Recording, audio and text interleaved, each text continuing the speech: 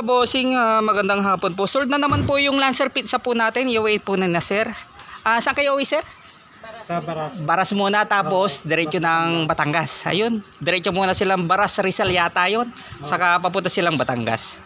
Ayun, pero si sir talaga taga Albay po no. Sa Bicol talaga. Ayun, sold na po yung Lancer pizza po natin. Gagamitin ko pa sana. Gawa ng biglang pumunta si sir. Wala daw pa sabi ni The Amazing. Kaya yung pinuntahan ni sir na owner, wala na pala. Kaya dito siya napunta sa atin. Ayun po, ingat po sa biyahe. Saka maraming salamat po sir sa biyahe. Saka si ma'am kasama po. Ito lang po sir. Yan.